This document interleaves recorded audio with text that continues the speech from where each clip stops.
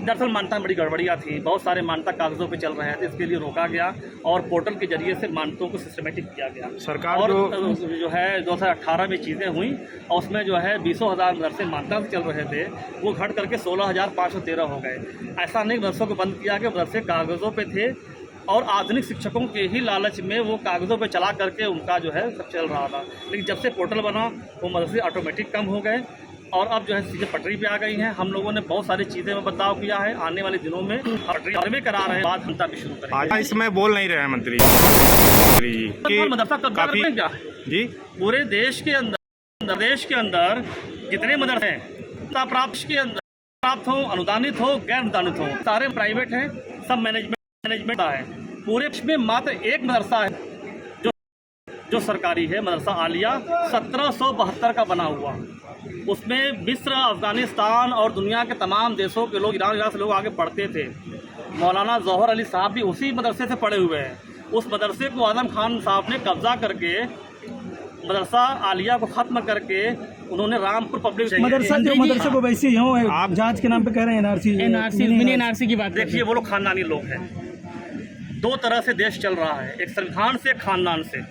संविधान में आस्था रखने वाले लोग संविधान से चलेंगे, वो खानदानी लोग हैं। उनके बेटे लॉ पढ़ेंगे, उनका बेटा जो 15 मिनट पुलिस हटाता है ना, उसका बेटा अमेरिका से MBBS कर रहा, उसकी बेटी जो है वहाँ से लंदन से लॉ कर रही है।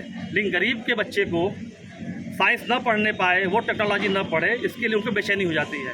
हम लोगों ने फैसला लिया, चूँकि मदरसों की गिनती हम सबको पता है, 16,513 मदरसे मान्यता प्राप्त हैं। उसमें से 560 मदरसों को सरकार अनुदान देती है।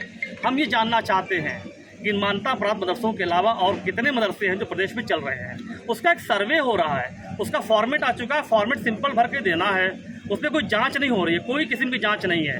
इस बात को ठीक ढंग से बताइए सबको, कोई जांच नहीं हो रही। हम मदरसों की गिनती को ठीक करना चाहते हैं कि हमारे मान्यता प्राप्त मदरसे कितने हैं, हमारे अनुदानित मदरसे कितने हैं और हमारे जो है गैर मान्यता प्राप्त कितने हैं। उसको आने वाले दिनों में जब डेटा हमको मिल जाएगा तो उनसे भी राब्ता कायम करके हम मदरसों में उनको भी जोड़ेंगे। मुसलमान के बच्चे के एक हाथ में कुरान और एक हाथ में कंप्यूटर। हम सब ने माननीय मुख्यमंत्री जी के नेतृत्व में बोर्ड की पहली बैठक में ही इस बात का फैसला किया कि जो बच्चे साइंस, मैथ, सोशल, अंग्रेज़ी ऑप्शनल रूप से पढ़ रहे हैं वो अब कंपल्सरी रूप से पढ़ेंगे। अब हमारे मदरसे का बच्चा दीन भी पढ़ेगा, कुरान पढ़ेगा, हदीस पढ़ेगा, दिनियात पढ़ेगा, लेकिन साइंस, सोशल, मैथ, इंग्लिश भी कंपल्सरी रूप से पढ़ेगा। साइंस तो पढ़ेगा, तिब्बे में पढ़ता है, लेकिन प्रैक्टिकल नहीं कराई जाती मदरसों में। देखिए एक दिन में सारी चीज़ें नहीं हो सकती। हमने कहा ना, अंधेरे को कोसने से अच्छा है कि दिया जलाओ। हम कोशिशें कर रहे हैं। हमने NCERT भी लाया तो हमें पता है कि बहुत जगहों पर NCERT तक नहीं पहुंच पा रही हैं। इसका मतलब यह नहीं कि हम बंद कर दें, हम कोशिशें कर रहे हैं। बहुत सारी चीज़ें रुकी हुई थी, मदरसों को लोगों ने खिलवाड़ बना रखा था, मदरसों की इमेज बड़ी ख़राब हो रही थी। हम लोगों के आने के बाद से, सरकार के आने के बाद से लगातार मदरसा पोर्टल के जरिए मदरसों को एक कंप्यूटर डेटा फिट किया गया और आज मदरसों की गिनती हो सकती है। पहले मदरसों की गिनती नहीं हो पा रही थी। तमाम जो है मदरसे कागज़ों पे चल रहे थे। पोर्टल आने के बाद 2,500-3 हज़ार मदरसे कहाँ चले गए पता नहीं। लोगों ने अफवाह उड़ाई कि मदरसों को बंद कर दिया गया। मदरसों को बंद नहीं किया गया, मदरसे थे ही नहीं, वो कागज़ों पर चल रहे थे। सीमा पर मदरसों की हाल क्या है, बॉर्डर पर मदरसों का हाल क्या है? आज उन्हें आतंक अड्डा कहा जाए। देख, किसी कहने से कुछ नहीं होता। आप निगेटिव चीज़ों पे मत जाइए। बीजेपी मौलाना अबुल कलाम आज़ाद इसी मदरसे से पढ़े हुए हैं। डॉक्टर APJ अब्दुल कलाम जो पूर्व राष्ट्रपति थे इसी मदरसे से पढ़े हुए हैं। आज़ादी की लड़ाई में मदरसों के उलेमाओं ने कुर्बानियाँ दी हैं, तमाम लोग शहीद हुए हैं। एक दिन में सारी चीज़ों को आप नहीं कह सकते कटघरे में। लेकिन अगर मुट्ठी